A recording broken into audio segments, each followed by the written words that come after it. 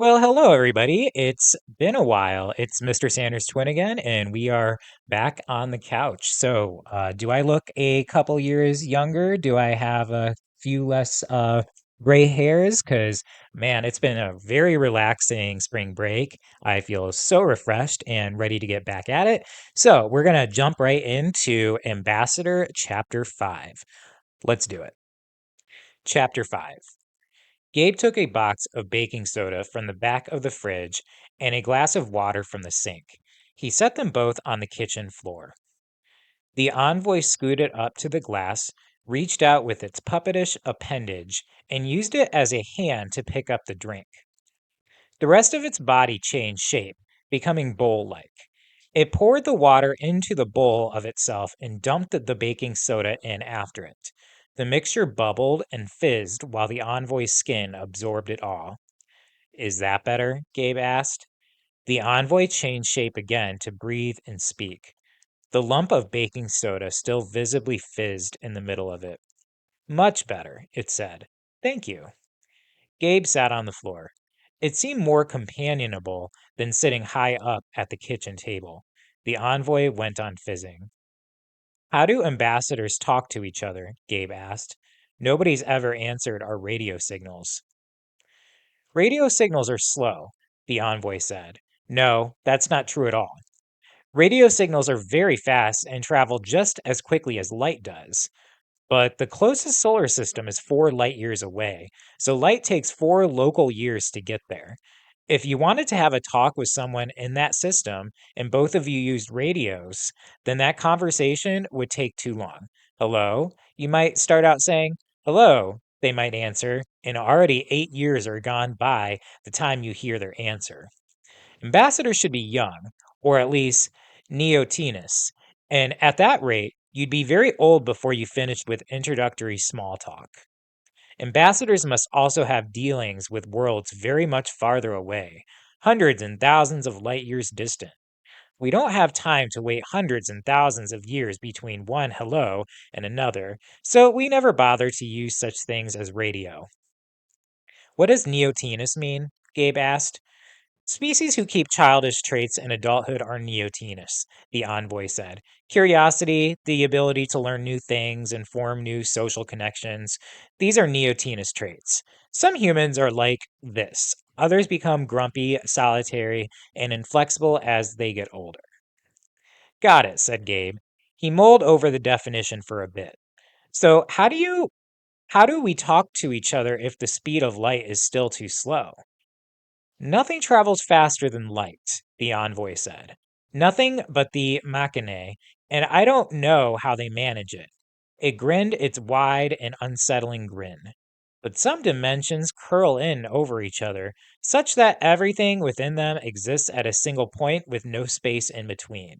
There are places where the first Big Bang never banged, where all things are still very close together, and that's where communication bounces between worlds. That's where it can be entangled such that there's no actual distance for it to travel through. Gabe stared at the envoy and the fizzing baking soda inside it. Did that make sense to you? The envoy asked. It sounded like it made sense, Gabe said carefully. I'd like to just pretend that it did and move on. Maybe it'll sink in later. The envoy changed color, rapidly alternating between shades of purple. This meant that it felt impatient, not with Gabe, but with itself. Let me show you the basement.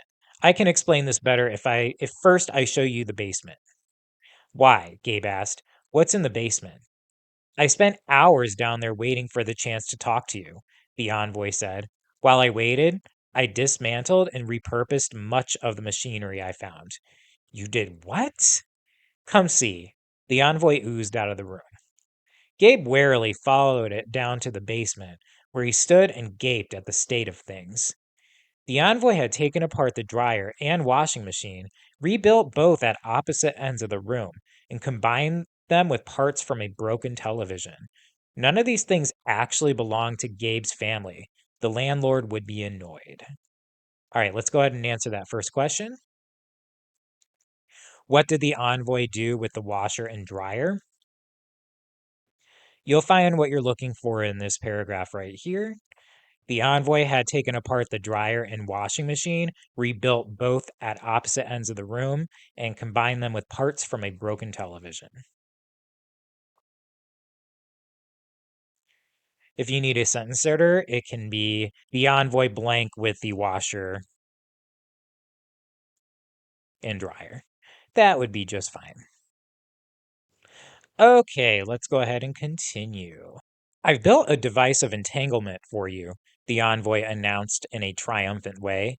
I've done this many times before for every ambassador, improvising with different materials each time.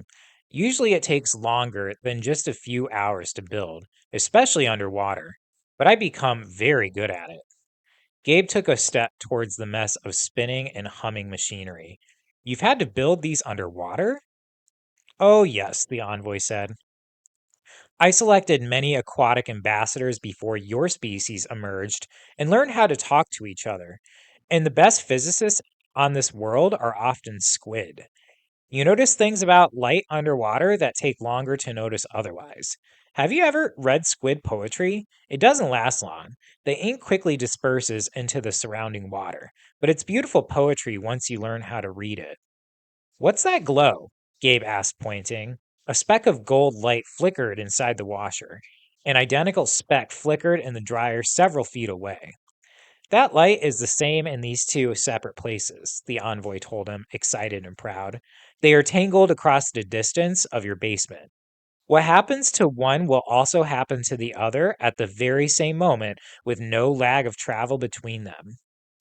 So I can use it to send instant messages, Gabe said. He sounded disappointed. Ambassadors don't ever meet in person, visit each other's planets, that sort of thing? Not so often, the envoy admitted. Travel is much more difficult than communication. But you should know that there are strange ships in the solar system already. What? Gabe asked, unsure if he'd heard that right. Really? Who are they? I don't know, said the envoy. I wish I did. I spotted them from the moon using abandoned equipment I'd been tinkering with there. The ships are hiding in the asteroid belt between Jupiter and Mars. It worried me. I found it inauspicious, inopportune, and distressing to see vehicles from elsewhere when we have no ambassador to talk to them. So I came looking for one and found you. This means that you're likely to engage in some unusual in person diplomacy. I hope it goes well. All right, let's go ahead and answer that next question. What did the envoy see in the asteroid belt? You'll find what you're looking for in this paragraph right here. I don't know, said the envoy. I wish I did. I spotted them from the moon using abandoned equipment I've been tinkering with there. The ships are hiding in the asteroid belt between Jupiter and Mars.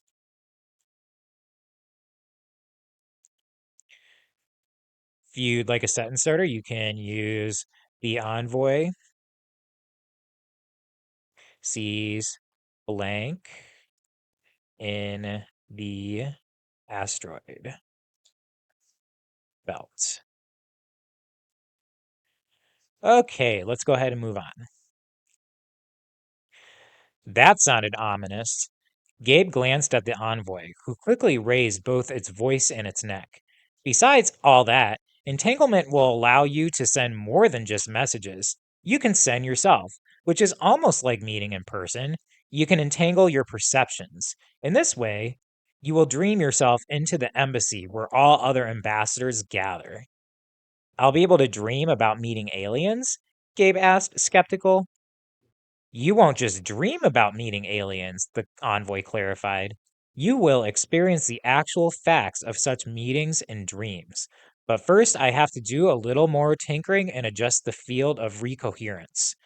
It moved across the concrete floor, picked up a few metal pieces of washing machine, and followed them. Still hungry? Gabe asked. I can probably find you more baking soda. The envoy shook its mouth. I'm sustained, thank you, it said. I'm partially digesting these metals in order to shift their molecules into more useful combinations, not because I'm hungry. Oh, said Gabe. He sat on the basement steps and watched, fascinated, while the metal pieces changed color inside the envoy. It pushed them out, added them to the device of entanglement, and absorbed other pieces to work strange changes on. Then it took a breath and shifted to keep the pocket of air separate from the floating pieces of metal. This is how we will entangle you, it said. First, we'll embed tiny particles inside you, most especially in the skin of your eyelids, the surface of your eardrums, and all along your spine. Then we will entangle those particles and propel their identical twins through the tiny black hole I will make in your clothes dryer. You can make a black hole in the dryer? Yes, said the envoy. Please do not stand too close to it. Can I throw something at it and watch what happens? Gabe asked. No, said the envoy. It will be very precisely calibrated. Not even little scraps of paper or balls of dryer lint or something like that? The envoy cleared its long purple throat. Please do not throw anything at the black hole. Accounting for the air and dust motes is hard enough. It will remember everything it absorbs. We have to sneak the particles of your entanglement through that attention, avoiding its notice. Once the entangled particles pass through the black hole, they'll travel between the ninth and 10th dimension of our universe, skim across the surface of an adjacent universe, shift in and out of places where neither space nor distance currently exist, and finally arrive at the embassy. You might have heard very strange dreams before they arrive. Try not to be alarmed by your dreams. Okay, said Gabe. I'll try. I never really remember my dreams anyway. You'll remember these, the envoy said. Once the particles reach the embassy, they'll form a precisely entangled duplicate of your perception and awareness. You'll see, hear, and move as though actually there. And even though the embassy is 25,000 light years away in the very center of the galaxy. I thought there was a really big black hole at the center of the galaxy, said Gabe. He was the sort of kid who knew such things. There is, said the envoy. The embassy is perched on the very edge. It added molecularly modified pieces of dryer to the rest of the device. We're ready to begin. The device is ready, at least. Are you ready? Will it hurt? Gabe asked, though he didn't feel worried. Not very much, the envoy said. Gabe felt a bit worried now.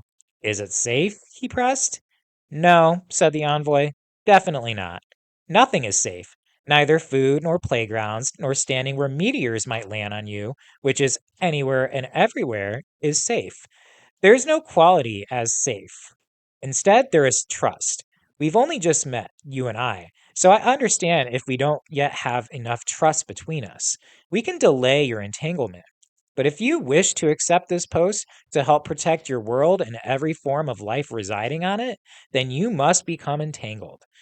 And given that we have strange ships in the asteroid belt, I really do encourage you to hurry.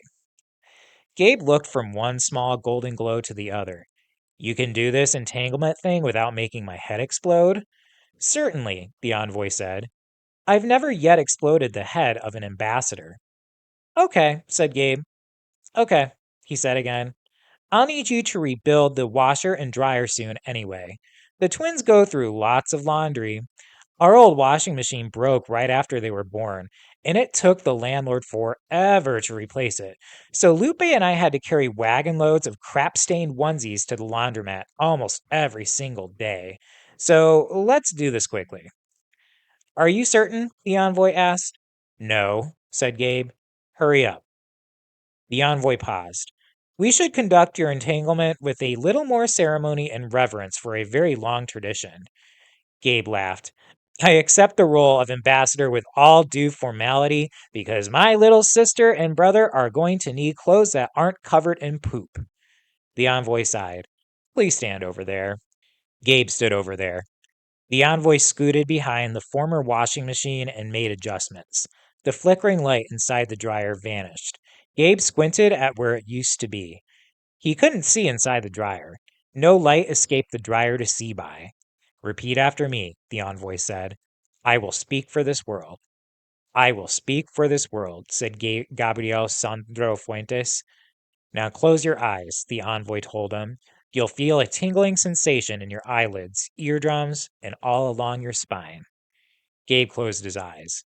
He still saw a blinding flash of light. Part 2. Entangled. Chapter 6. Gabe never remembered his dreams. When other people talked about the bizarre, wonderful, or horrifying things they saw and did while sleeping, Gabe had always just listened and wondered what that would be like. His sister Lupe had a reoccurring dream about migrating birds who were also words. Sometimes they made messages on the undersides of storm clouds. Lupe never remembered the messages in the morning, but at least she remembered the rest of the dream.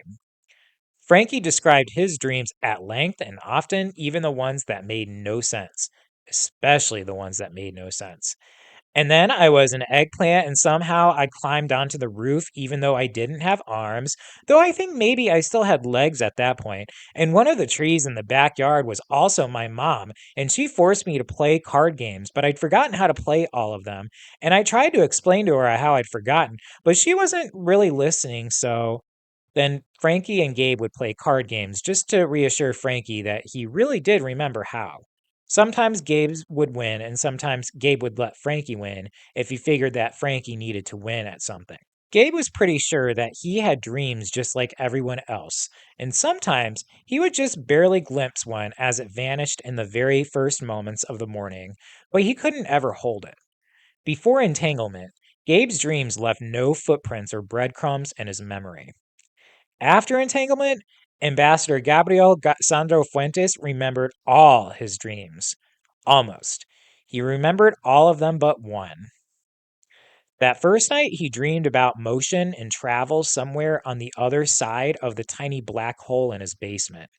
He skipped and burrowed through the substance of nothing, while stars stood fixed around him and watched him from very far away. Gabe tried to close his eyes in the dream, but he couldn't. He hadn't brought his eyelids with him. Suddenly, and without warning, he stood alone outside his house, in the center of the street. He was still in motion. He still saw stars in every direction, but he was also stuck in the road, unable to move out of the way if a car came hurtling over the asphalt.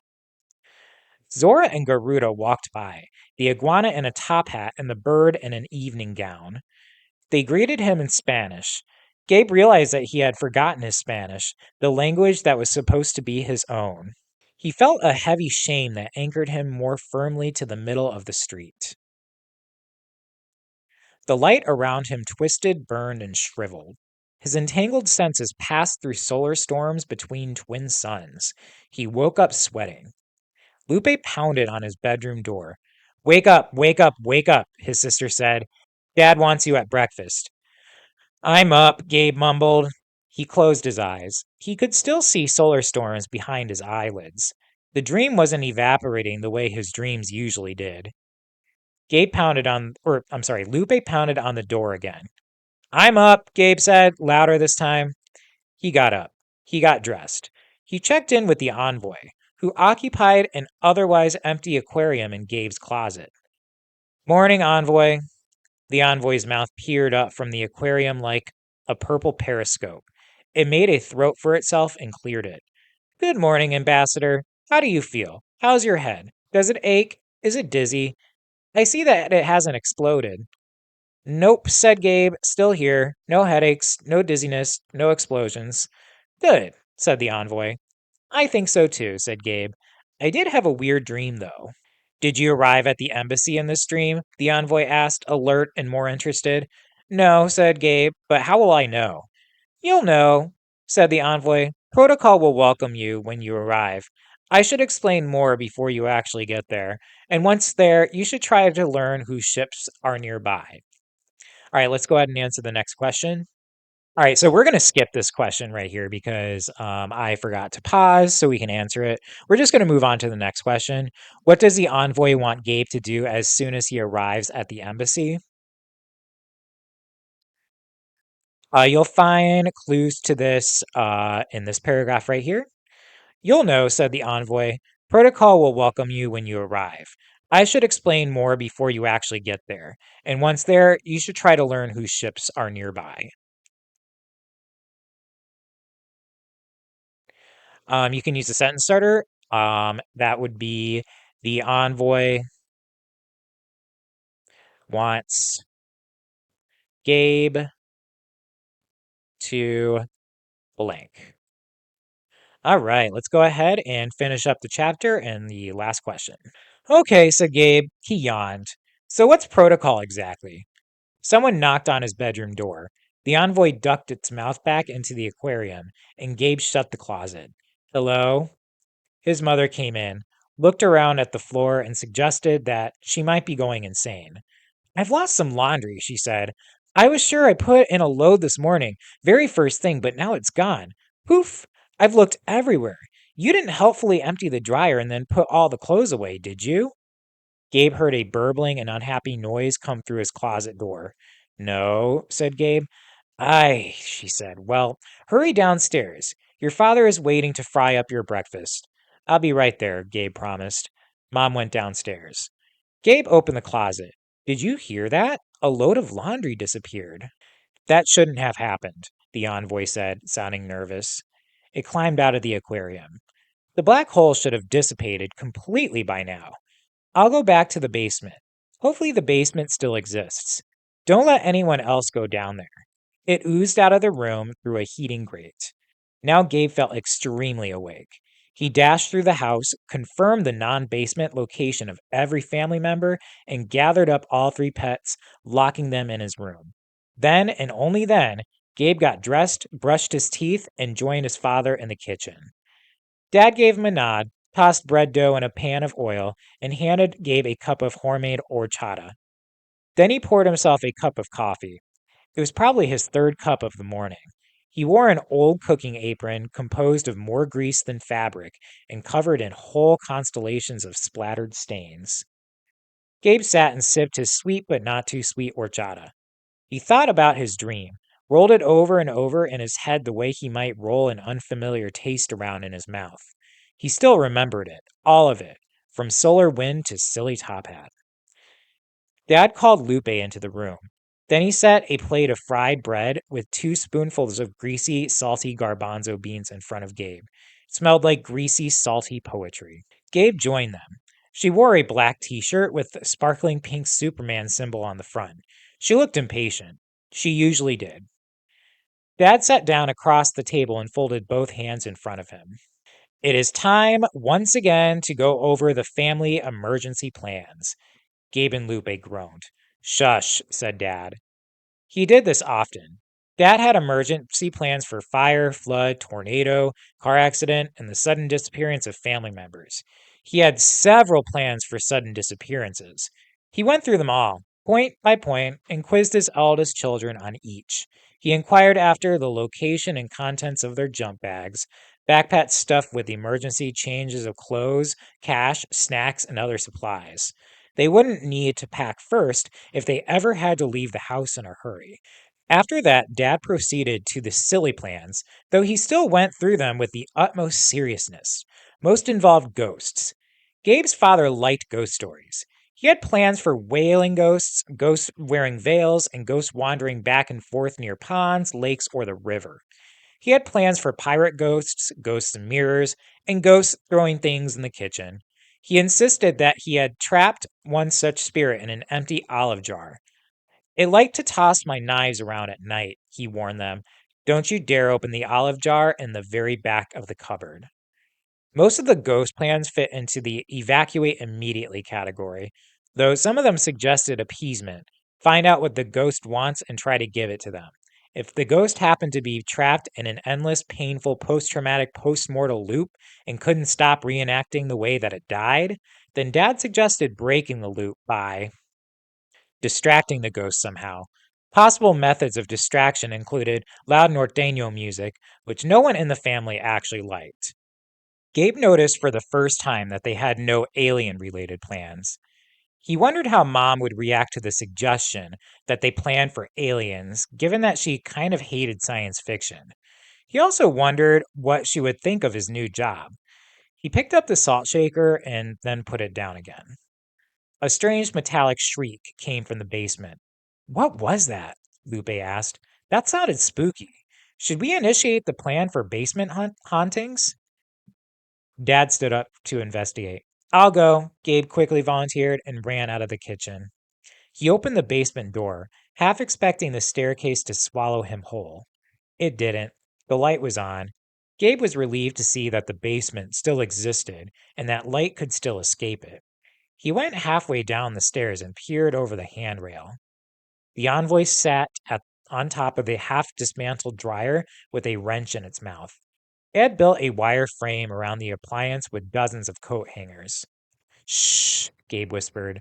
The envoy swallowed the wrench. Apologies, it whispered. Then it spit the wrench back out and returned to work. Gabe went back to the kitchen table and shrugged. No ghosts. He ate another helping of spicy garbanzos while they finished going over emergency ghost plans.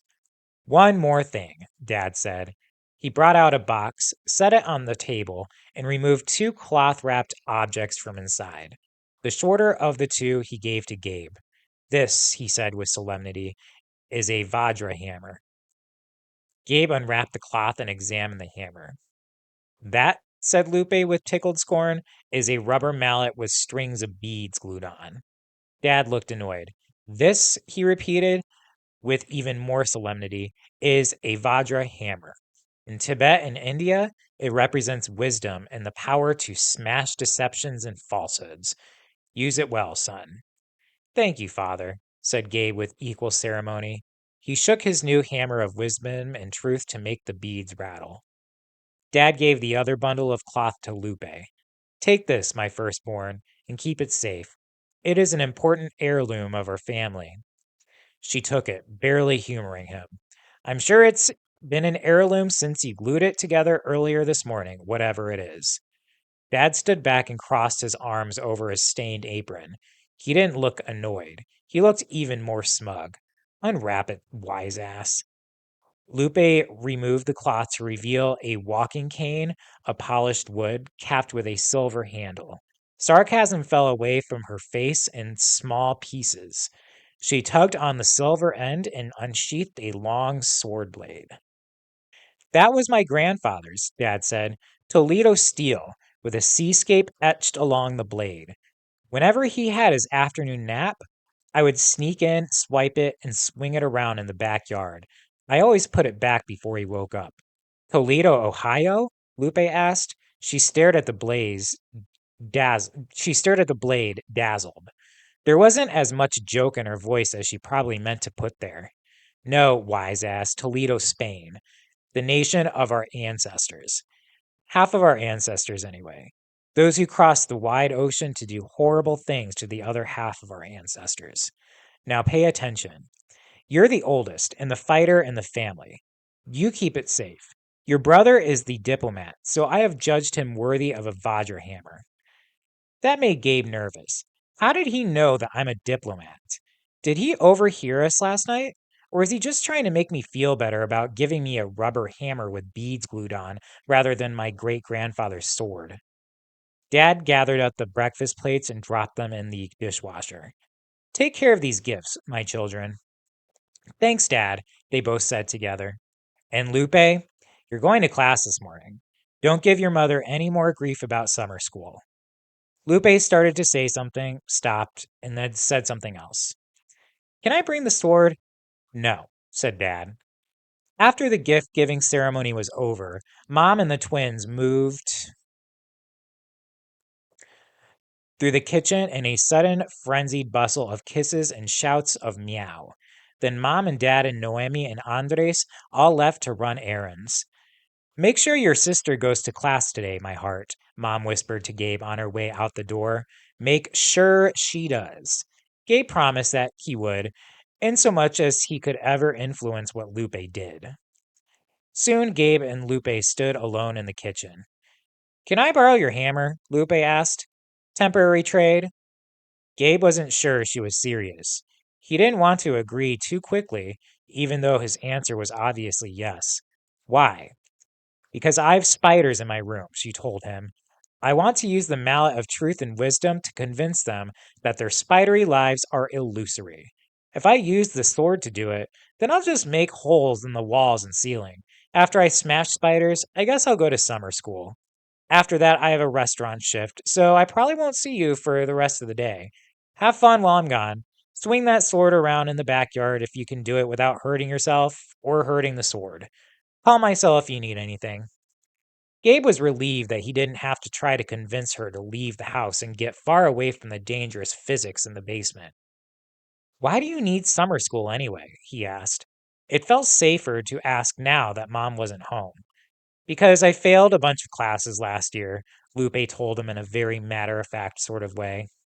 Lupe's failed classes did not bother Gabe. What bothered Gabe was that they didn't seem to bother Lupe. You used to freak out if you got an A minus. I know, she said. So what changed? Gabe asked. Just give me the hammer, she said without answering, making it clear that she wouldn't answer. He took the cane and gave her the hammer. She went up to her room to smash spiders. Gabe checked on the envoy downstairs. He felt better prepared for whatever he might find now that he carried an ancient weapon of his family, even though he knew that he couldn't defend himself against a black hole with a sword. The envoy worked furiously. Red sparks flew from the wire frame, but nothing caught fire or exploded or imploded. The envoy waved him away with a temporary limb when Gabe tried to ask questions. He went in the backyard to swing the sword around and enjoy the sound it made. He didn't do that for long, though. He still felt groggy and zombified, like a flu or a fever might be creeping up on him. He saw stars and shadows and more stars behind his eyelids. Gabe went upstairs and apologized to the antsy menagerie of pets for their confinement. Then he flopped back onto his bed, even though it was still morning. The three animals roamed the room around him. He could hear the he could hear the thump of Lupe killing spiders. Despite all this, he quickly fell asleep. Once asleep, he was elsewhere. A deep, slow voice announced his arrival. The Honorable Gabriel Sandro Fuentes, Ambassador of Terra and representative of all Terran life, be welcome. All right, that's it. Let's go ahead and answer the final question. Where do you think Gabe is at the end of the chapter? So this is more of an inferential question, which means that the answer is not going to be right there specifically. There will be clues for you to make an inference about this question. Okay, so where do you think Gabe is, considering that we hear this announcement? A deep, slow voice announced his arrival. The Honorable Gabriel Sandro Fuentes, Ambassador of Terra and representative of all Terran life, be welcome. So where do we think he is? If you need a sentence starter, you can use I think that Gabe is at the blank. And then I want you to explain how you know, because blank. All right, everybody, that is it for chapters 5 and 6 of Ambassador. I hope you enjoyed it, and I will see you in the next one. Until then, take care.